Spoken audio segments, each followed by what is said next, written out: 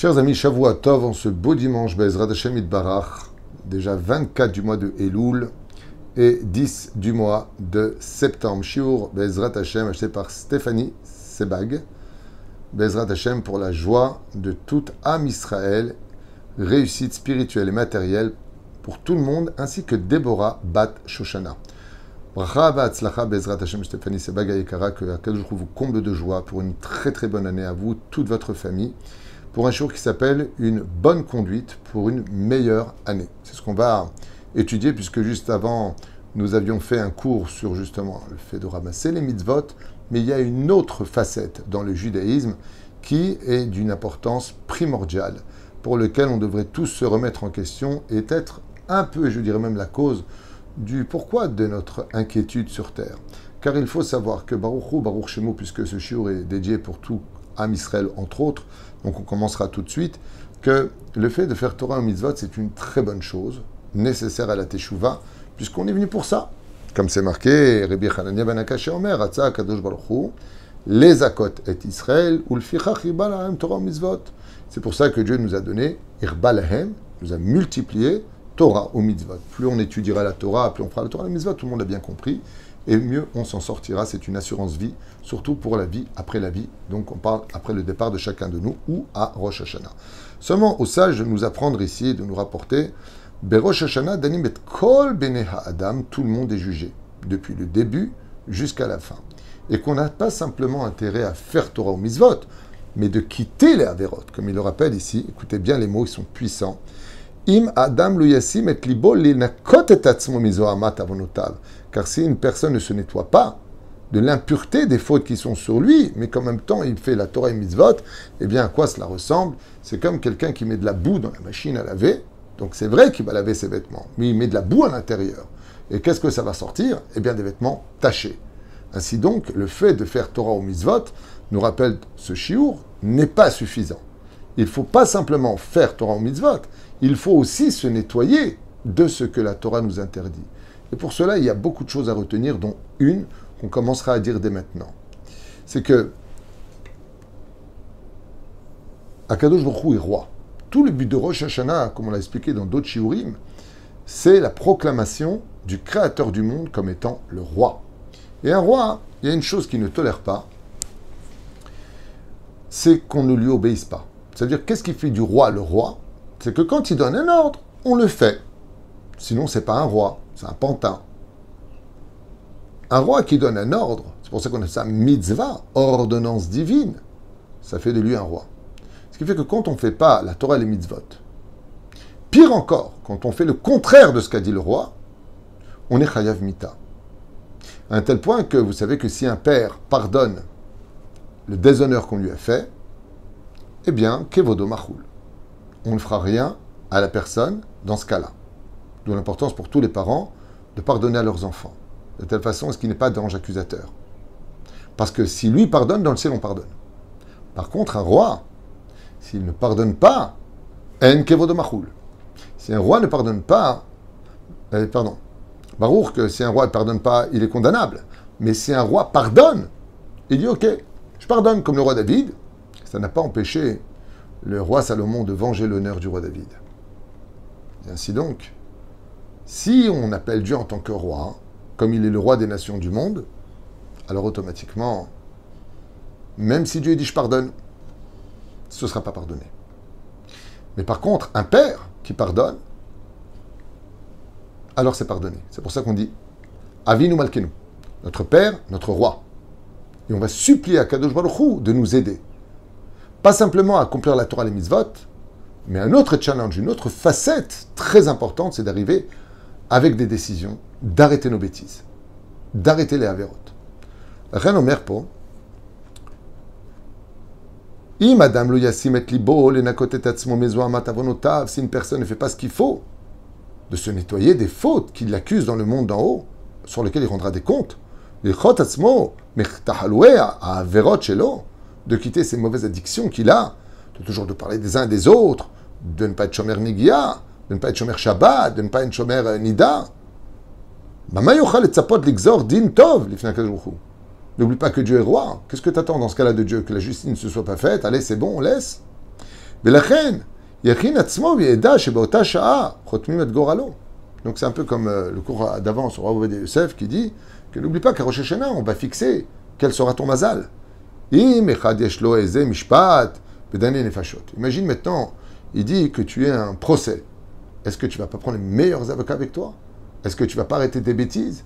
Moi, je connais quelqu'un qui m'a raconté que les impôts lui ont sauté à la gorge. Il a dû tout vendre, tellement il a eu peur. Pourquoi? Pour ne pas avoir d'accusation. Il s'est débarrassé de ce qu'aurait pu l'accuser. Eh bien, c'est la même chose qu'on doit faire à la veille de Rosh Hashanah. Arrêtez nos bêtises. Arrêtez nos bêtises.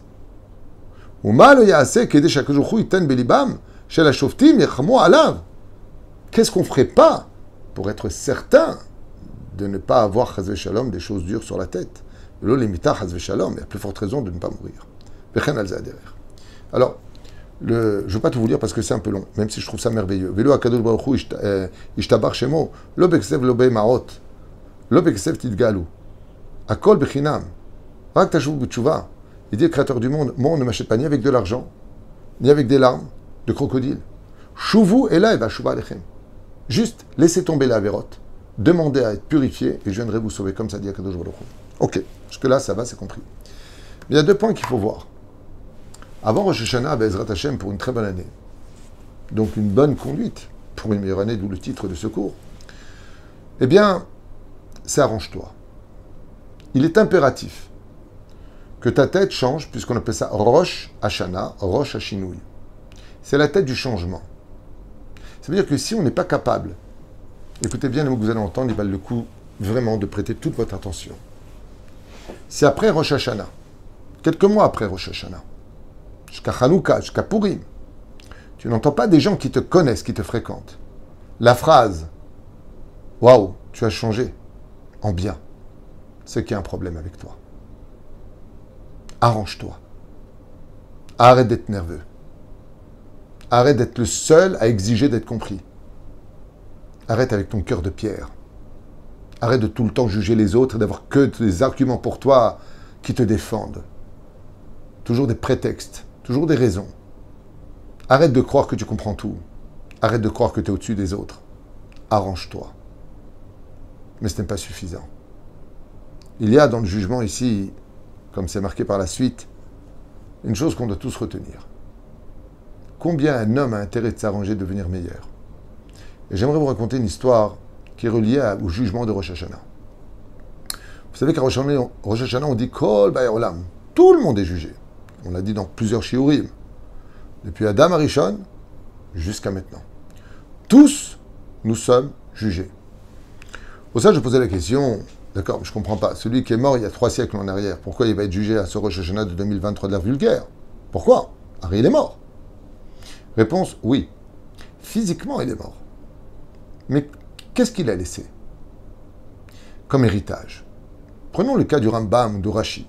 Rashi, par exemple, a commenté toute la Torah, écrite et orale. Pratiquement. Grâce à Rashi, jusqu'à aujourd'hui, nous comprenons les textes de la Torah beaucoup mieux. Ce qui fait que grâce à lui, nous évoluons dans la compréhension du divin. Vous comprenez tous qu'à Rosh Hashanah qui arrive, ce Shabbat 2023, et ce dimanche, Rashi va passer devant Hachem. Mais étant donné que sa conduite était parfaite et qu'il a laissé un héritage spirituel pour toutes les générations, Rashi ne peut pas recevoir le même Gan Eden que l'an dernier, puisque pendant une année, des milliers de personnes ont compris mieux la Torah grâce à Rashi. Ce qui fait que Rashi va monter dans des sphères encore beaucoup plus élevées de lumière et d'amour et de salaire pour l'éternité. Mais prenons le cas contraire. Cette personne dont je vous parle, eh bien, est une personne qui...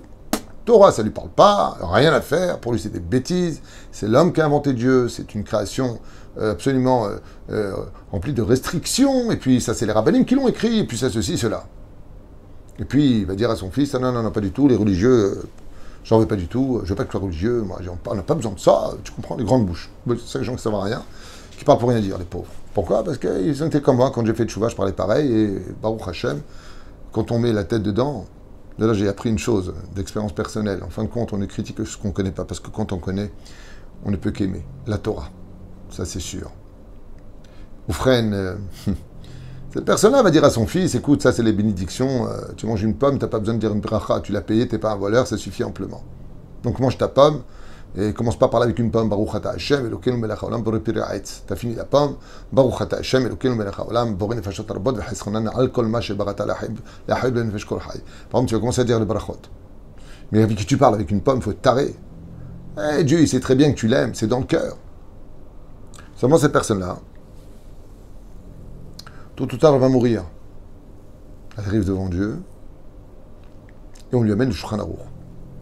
Et on lui dit, dans le Shulchan Aruch, ce qui a été fixé, c'est que celui qui mange sans bénédiction, c'est un voleur.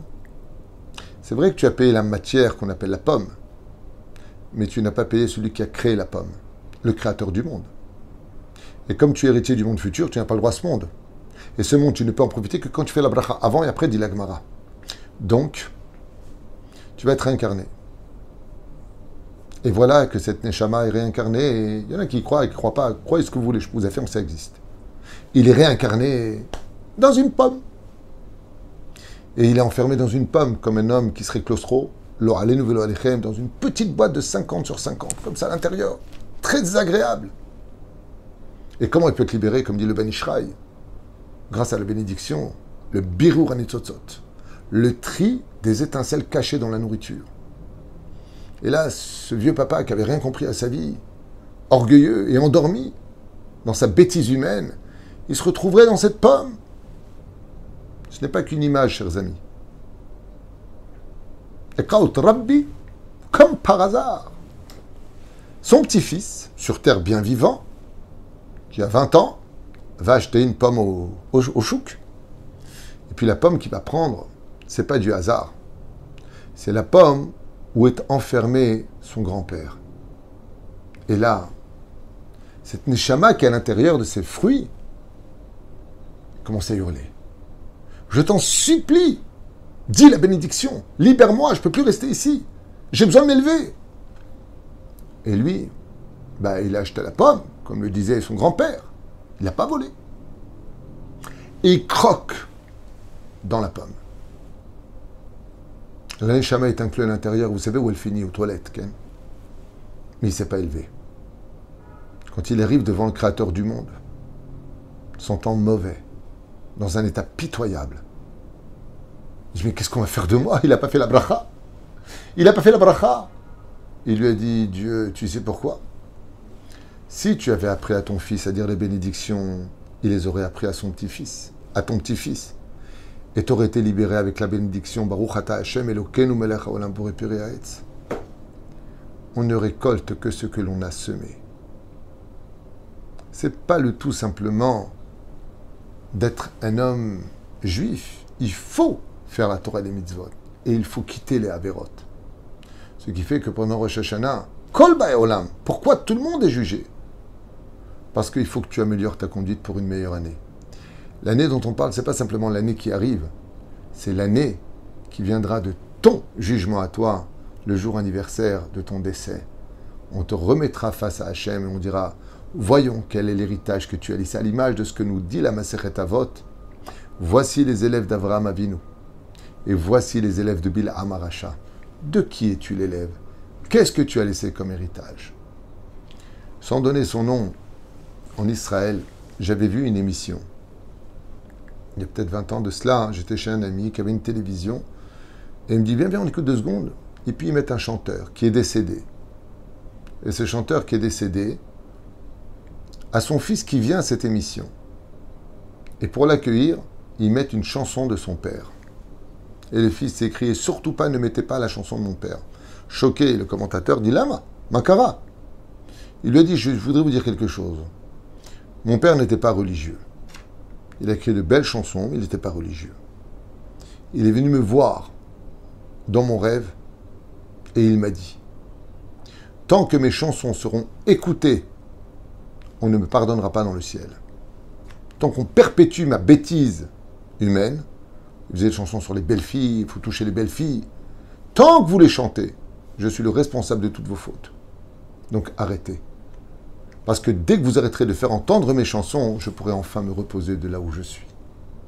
Car tant que tu perpétues pour le meilleur, comme pour Rashi, le Rambam, tous les tzadikim, Rabbi Nachman, combien il a fait faire tchouba jusqu'à aujourd'hui, le Rabbi Lubavitch, Rav Ovadia, grâce au show, Baruch Hashem, grâce à lui, on allait à la Chot. Il est plus de ce monde, il y a Biamer, Chavedat, Alichot Olam, Bliainara, tellement de bonnes choses. Tant que leurs œuvres, comme pour le meilleur ou comme pour le pire, restent sur terre, certains s'élèveront encore plus haut chaque Rosh Hashanah, mais d'autres descendront encore beaucoup plus bas à chaque Rosh Hashanah.